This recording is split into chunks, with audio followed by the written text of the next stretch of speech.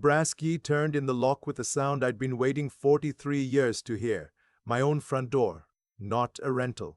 Not a mortgage. Mine. 8,000 square feet of Montana ranch house sitting on 200 acres outside Bozeman, and the only person who knew the full price tag was my accountant down in Billings.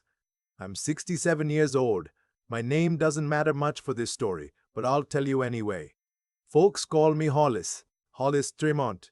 I grew up on a dairy farm in Wisconsin, served 4 years in the Navy, spent 31 years fixing diesel engines in a garage I eventually came to own, and at 63, I sold a patent I've been tinkering with on weekends, a fuel injection retrofit kit for older agricultural trucks, to a company in Texas for what my lawyer described as generational money.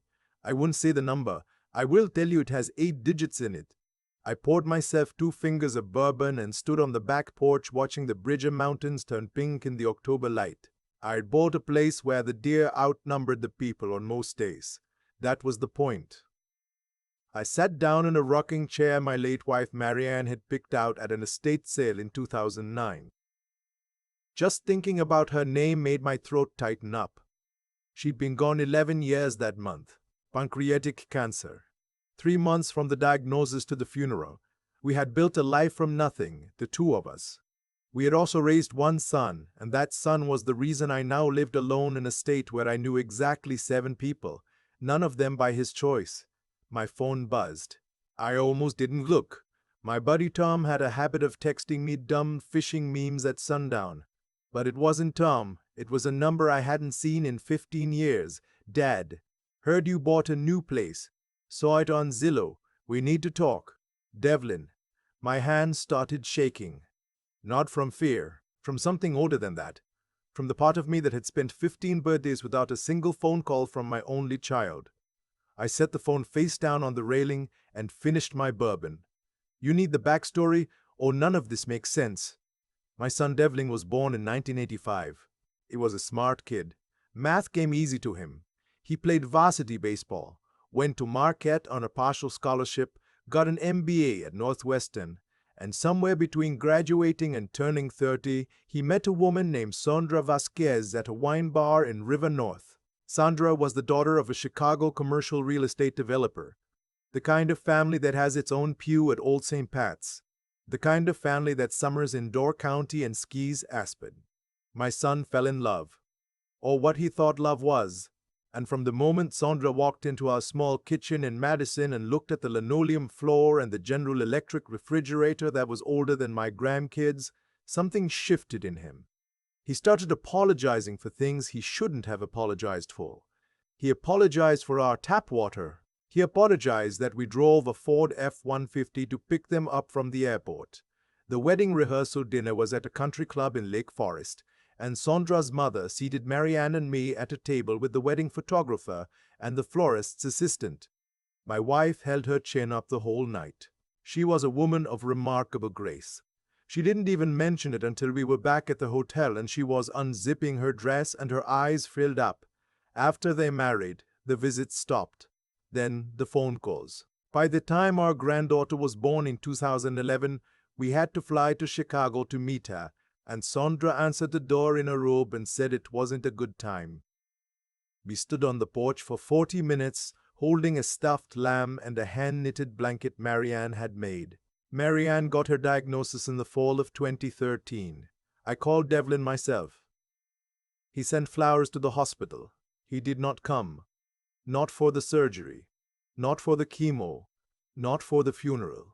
I remember standing at the gravesite in a January wind that cut through 3 layers of wool, and my brother Wendell leaning over and whispering, "Where in God's name is your boy?" And I just shook my head because if I'd opened my mouth, I would have sobbed. A month after we buried Marianne, I got an email from Sandra. CC'd to Devlin. 3 paragraphs, very polite, explaining that they had decided, in light of certain boundary issues and differences in family culture, to take a step back from extended family for the foreseeable future. She asked that I refrain from contacting them, including my granddaughter, until I had done the inner work necessary to be a positive presence. I read it 4 times. Then I printed it out and put it in a folder. I labeled the folder Devlin. Then I closed the file cabinet and went out to the garage and rebuilt the carburetor on a 1972 Chevy pickup that didn't need rebuilding. I worked until my hands stopped shaking. That was 15 years ago. 15 Christmases. 15 birthdays for a granddaughter I had met exactly once. Now my son had texted me, 3 months after I'd closed on a ranch property that had been listed at $4.6 million. I let it sit for 2 days. On the third day I called my lawyer, a man named Otis Wexner who'd been a friend since the Navy. Otis had handled my patent sale and a few other things that made him familiar with my finances. "Hollis," he said, "you sure you want to engage at all?" "I'm thinking about it. Let me make a few phone calls before you do anything."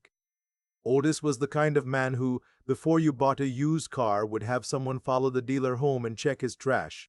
I told him to take his time. 5 days later, he called back, "Your boy's in trouble." I sat down at the kitchen table. Define trouble. He left the consulting firm in 2022. He's been doing some kind of investment advisory work since then, mostly with his father-in-law's connections. But the father-in-law had a stroke last year, and the family ousted Devlin from the operation. Word is he made some bets in commercial real estate that went sideways during the rate hikes. He's leveraged significantly. Sondra's been spending like nothing's wrong. 2 leased Range Rovers, a house in Lake Bluff with a $500,000 pool, private school tuition. He's underwater, Hollis. From what I can tell, deep underwater. I stared at the wood grain on my kitchen table. And the granddaughter? Tatum is 17, senior year, public school oddly enough. Looks like they pulled her out of the private academy last spring. Couldn't afford it. I sat there a long time after I hung up. The thing about getting old is you stop being surprised by things you should have seen coming. But I'll tell you what did surprise me. What surprised me was that I picked up the phone and I texted my son back. "What do you need to talk about?" He called within 90 seconds. His voice was different than I remembered. Tighter. Higher. He sounded like a man who hadn't slept in a long time. "Dad, thanks for getting back to me. Look, I know it's been a while. 15 years. Right. Yeah, and I know that's on me. I want to apologize. Properly. In person. We were thinking of driving up to see the new place. Sondra and Tatum and me. Maybe this weekend.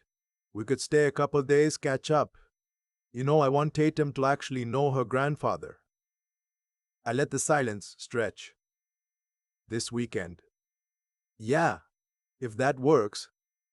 Devlin, your daughter, is 17. She has met me one time. She was a year old. I know, Dad. That's exactly what I'm trying to fix. I closed my eyes.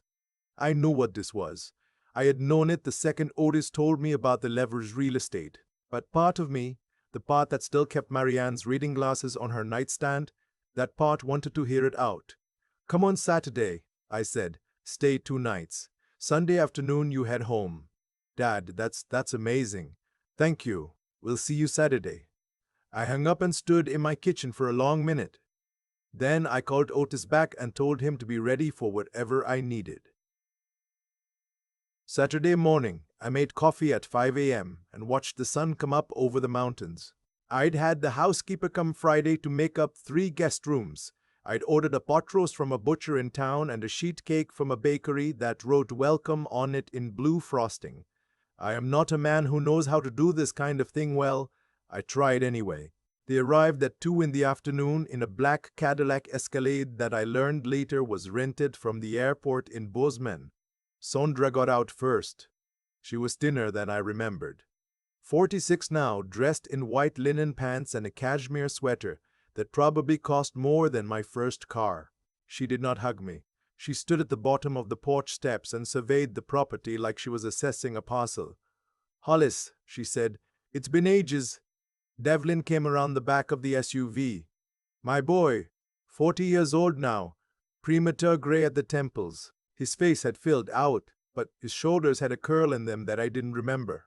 He walked up the steps and he hugged me, and the hug lasted about a second and a half longer than it should have, and I felt something in my chest crack a little.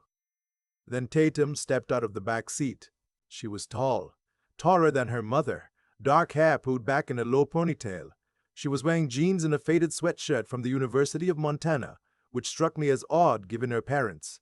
She looked at me with the wariness of a person who has been coached on what to say, but isn't sure she remembers it. "Hi, Granddad," she said. Quiet. Almost a question. I came down the steps and I took both her hands in mine. They were cold. "Tatum, you look just like your grandmother." Her eyes filled up. Just for a second. Then she pulled her hands back and looked at the ground. "We had dinner that night in the dining room. Pot roast, roasted potatoes, green beans from the farmer's market." Sandra picked at hers. Devlin ate like a man who hadn't eaten in 3 days. Tatum was quiet. I asked her about school. She said senior year was fine. I asked her about colleges. She glanced at her mother before she answered. I haven't really, I'm not sure I'm going to college next year."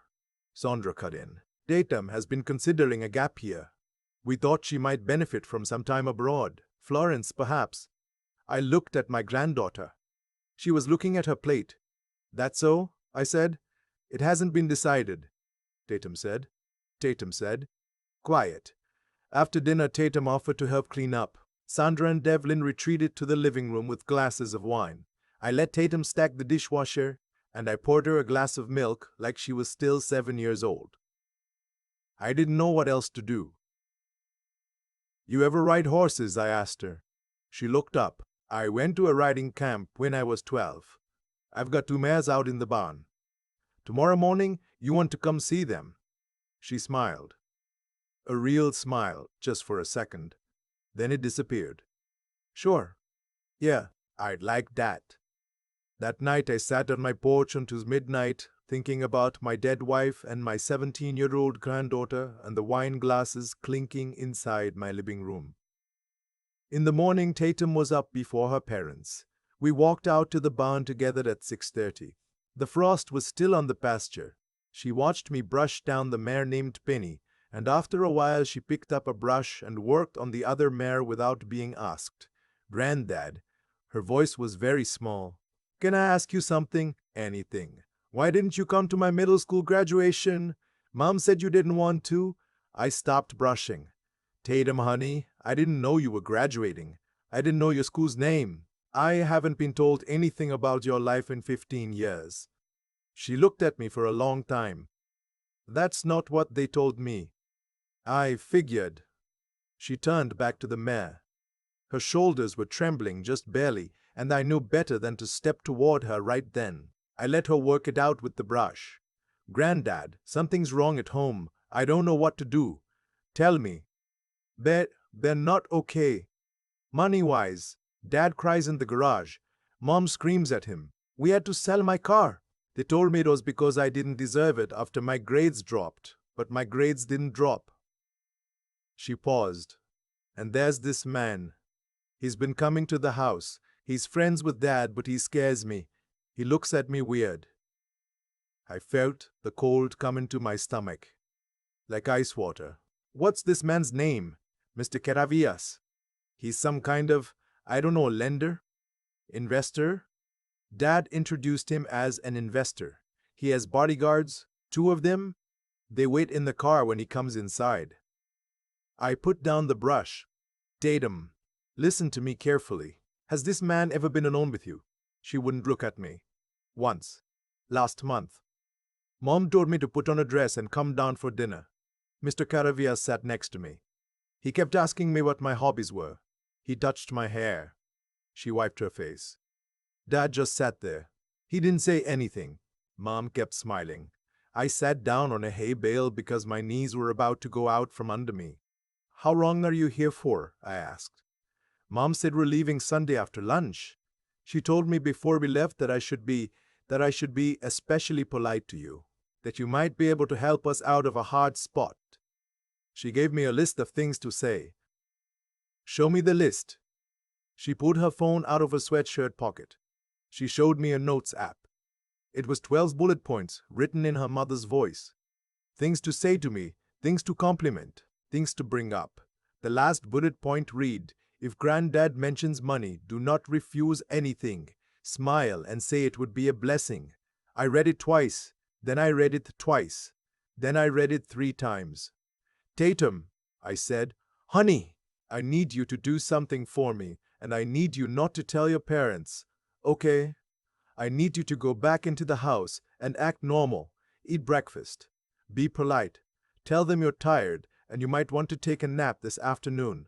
I'm going to make a phone call. Just one.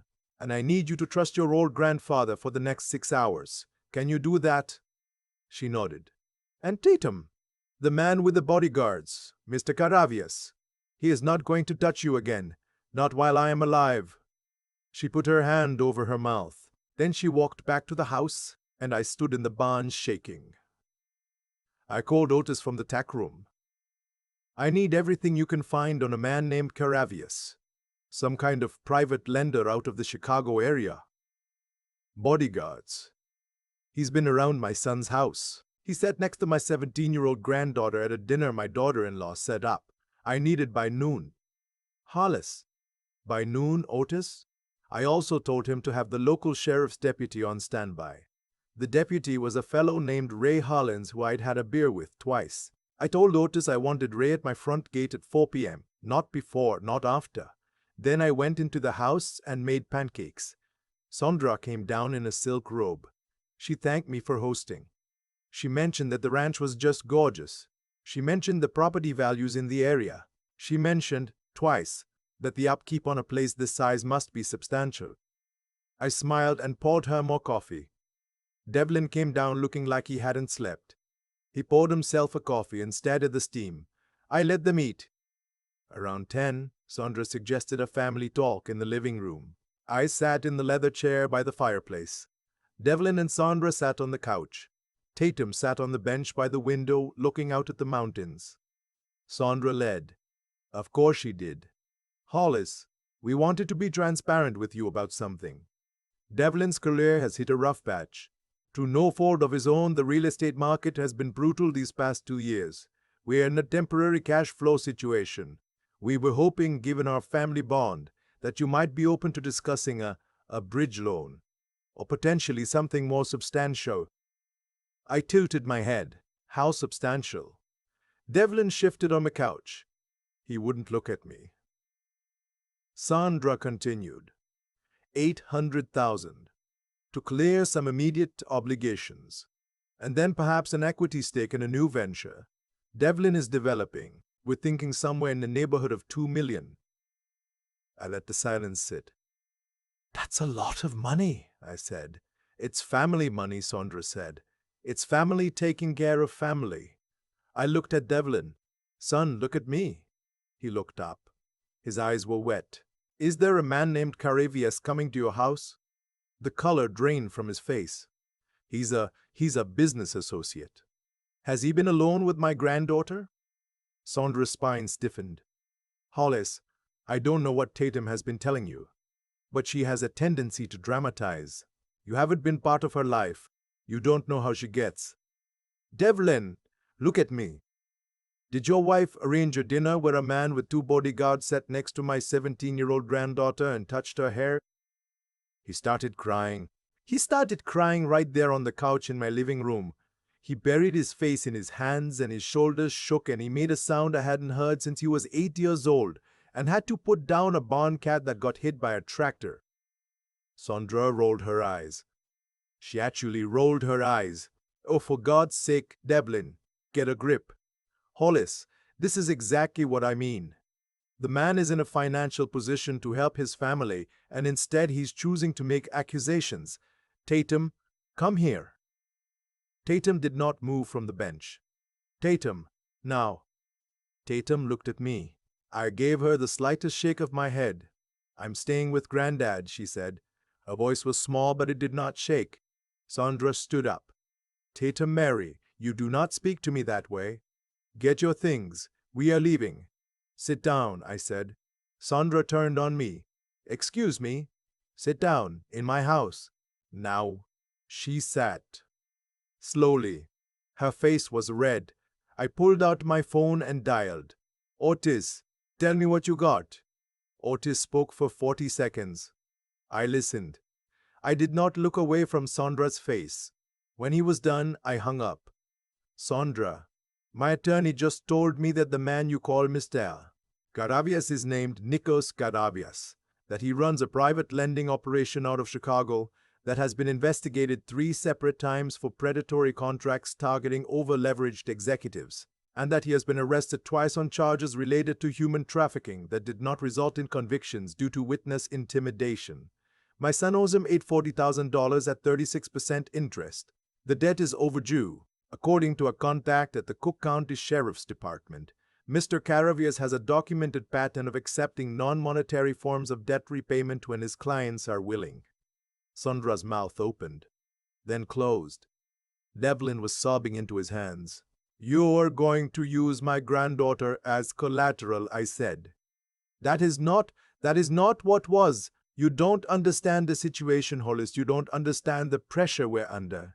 How much was he going to take her for, Sondra? She didn't answer. How much, Sondra?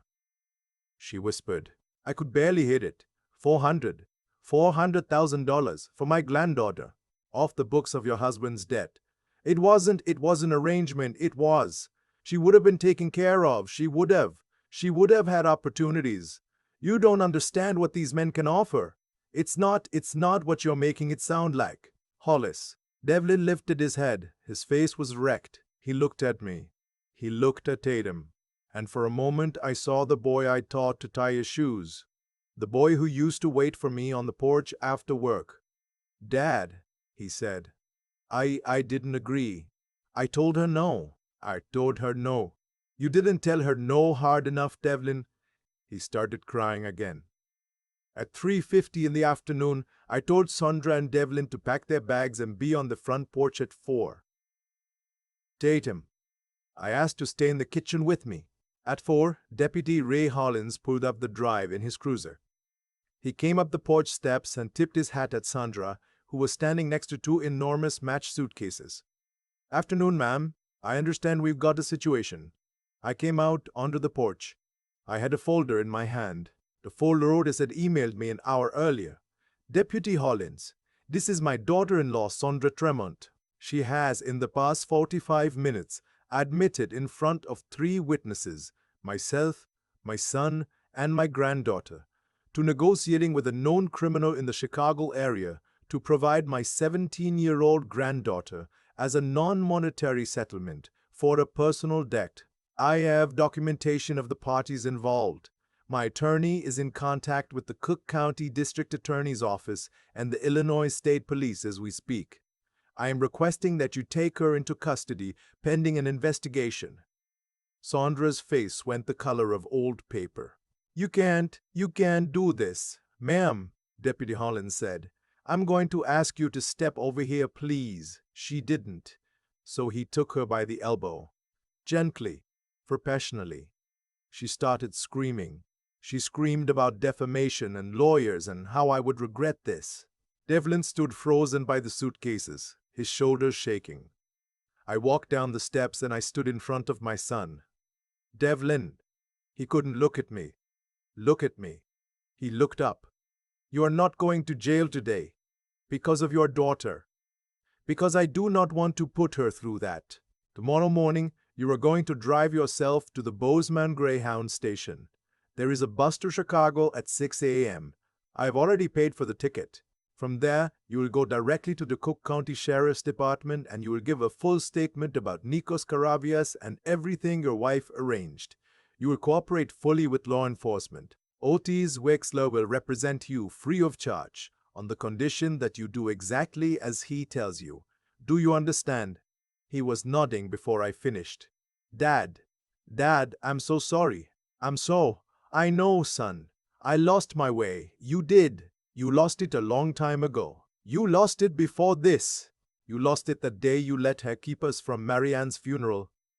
He started to break again. Don't, not now. Not in front of your daughter. He pulled himself together. I watched him do it. I watched my 40-year-old son square his shoulders like a man. Maybe for the first time in 20 years, Tatum is staying with me, I said. Yes. You will sign whatever legal paperwork my attorney puts in front of you tomorrow. You will not contest custody. You will not contact her unless she initiates it. When you have done the work, real work, sober, accountable, paid up work, you will earn the right to be in her life again. Maybe. Yes, Dad. And you will pay back every dollar you owe Caravias through the proper legal channels. Bankruptcy, restitution, whatever Otis tells you. I am not paying that debt for you. That debt is yours. Yes, Dad. I gave him $100 in cash for food on the bus. I had Deputy Hollins drive him to a motel in town for the night so he wouldn't be alone in the house with me. Sondra was in the back of the cruiser. She was screaming something through the window. I didn't listen. I went back inside. Tatum was sitting at the kitchen table. She had her hands wrapped around the milk glass I'd poured her that morning. I sat down across from her. The grandfather clock in the hallway ticked. Granddad. Yes, sweetheart. What happens now? What happens now is you finish your senior year. You're going to start at Bozeman High in 2 weeks. I already talked to a friend on the school board. Your transcripts will transfer fine. You are going to graduate in the spring, and then in the fall you are going to college. Whatever you want. You want Montana State. You go to Montana State. You want Stanford. We'll see what we can do. The Florence gap year is off the table. She laughed. A small, wet laugh. And in the summers and on weekends, if you want to, you can help me out around here. I'm thinking of starting a small operation. Restoring old farm engines. Selling them to collectors. It's a good little business for an old man to keep his hands busy. I could use a partner who's good with numbers. I'm good with numbers. I know. Your grandmother was too. You get that from her. She started crying. Quiet crying. Not the kind that needs to be stopped. I let her cry. I poured her more milk because I didn't know what else to do. Granddad, why didn't you fight for me before now? I had been waiting for that question for 15 years. I had practiced answers in the dark of my bedroom in Madison after Marianne died. I had practiced them in the cab of my truck on long drives. Tatum, when your mother sent me that email in 2014 telling me to stay away, your grandmother had been dead for 3 weeks. I was not in a good way. I read the email and I believed her. I believed I had been a bad father. I believed I had been a bad father. I believed I deserved to be cut off. I went to a counselor for 2 years to work through it, and by the time I came out the other side, you were 6. And I had been told for 2 solid years that my granddaughter wanted nothing to do with me, and I didn't know how to come back from that. I should have. I should have driven to Chicago. I should have stood on your porch with a hand-knitted blanket. I didn't. And I will be sorry about that for as long as I have left. She got up from her chair and she walked around the table and she hugged me. My granddaughter, 17 years old. She hugged me like she was 4 years old. I could not breathe for a moment. Grandma would have loved you so much, I said. I wish I'd known her. You did. You met her once. You were 1 year old. She held you for 3 hours in a hotel room in Chicago. She did not put you down the entire time. She told me on the way home that you were the most perfect thing she had ever held. We sat there. The clock ticked. The house was quiet. That was 18 months ago. Sondra Tremont is currently serving a sentence at a federal facility in West Virginia. She was convicted of conspiracy to commit human trafficking and several lesser charges. She will be eligible for parole in 11 years. I have not heard from her family. I have heard through Otis that her father died of his stroke complications and that her mother sold the house in Lake Bluff and moved to Naples. My son Devlin lives in a 1-bedroom apartment in Rockford, Illinois. He works at a tire shop. He is 2 years sober from alcohol he had been hiding from his wife. He attends meetings 4 times a week. He is in court-ordered restitution for the debt to Caravias' operation, which was seized by federal authorities. Caravias himself is awaiting trial on charges that, if he is convicted, would keep him in prison for the rest of his natural life. Devlin testifies in the spring. Devlin and I talk on the phone every other Sunday. The calls are short. They are getting longer. He has not seen Tatum yet. She has not asked to see him. When she does, I would drive her there myself. Tatum graduated from Bozeman High School last May. She is currently a freshman at Montana State University, studying agricultural business. She lives in the dorms during the week and comes home on weekends. She works in my shop on Saturdays. We have a small operation going, restoring antique John Deere and Alice Chalmers tractors for collectors in the Midwest. She handles the books. She is, as I suspected, very good with numbers. There is a photograph on the wall in my living room. It is a photograph of Marianne sitting on the porch of our old house in Madison, holding our granddaughter at 1 year old. Tatum looked at it for a long time when she moved in. She asked if she could have a copy for her dorm room. I had it framed for her. I am 67 years old. I have more money than I will ever need. I have a granddaughter who calls me granddad, and a barn full of horses and a shop full of old engines, and a son who is finally, slowly, becoming the man he was raised to be. Some nights I sit on the porch with a bourbon and I look up at the stars over the bridges and I talk to Marianne. I tell her about Tatum. I tell her about the tractors. I tell her about her son. She doesn't answer, but sometimes the wind comes down off the mountain and it moves through the pines a certain way, and I think she's listening. I think she's proud.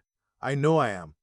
I'm sitting on my porch tonight with the same bourbon I poured the day my son texted me, and I find myself thinking about cause and effect, about how every choice we make plants a seed, and how those seeds grow in the dark, until one day they break the surface and we have to look at what we planted. Sandra planted contempt. For 15 years she planted it in my son, in my granddaughter, in herself. She believed she was planting status, security, a better life. But contempt is contempt, no matter what you call it. And when her family's money dried up and her father's mind went, the only crop she had left was the one she'd been growing all along. That's how she ended up in a federal facility in West Virginia. Not because of bad luck, because the seeds finally came due. Devlin planted silence. He stayed silent when his mother was dying. He stayed silent when his wife rolled her eyes at me at the rehearsal dinner. He stayed silent at every fork in the road where speaking up would have cost him comfort. Silence is its own kind of choice, and the bill for it always comes. My son is paying that bill now in a one-bedroom apartment in Rockford, working at a tire shop, going to meetings 4 nights a week. I don't pity him. I respect what he's doing, because the only way out of a debt like that is to pay it, slowly with your own 2 hands. And I'll tell you what I planted, because this isn't a story where the old man is the hero. I planted absence. After Marianne died, I let myself believe I deserved to be cut off, and I stopped fighting. That cost my granddaughter 15 years of a grandfather. It cost me 15 years of a granddaughter. No bourbon and no Montana sunset can give that back to either of us. What I've learned, sitting on this porch with the mountains turning dark in front of me, is that 3 things hold a man up in this world. The first is doing right when no one is watching, and especially when the people you love stop watching. The second is keeping your mind sharp enough to see a setup before it closes around you, because there are people in this world who will trade a child for $400,000 and smile while they do it. The third is the bone-deep stubbornness to keep getting up, to rebuild a carburetor that doesn't need rebuilding, to answer a text from a son who hasn't called in 15 years, to drive to the barn at 6:30 in the morning when a 17-year-old girl needs a quiet place to tell the truth. Tatum is asleep in her dorm in Bozeman tonight. She called me earlier about a calculus exam. That phone call is a harvest I never thought I'd live to see. And I planted it the morning I picked up that phone instead of letting it ring.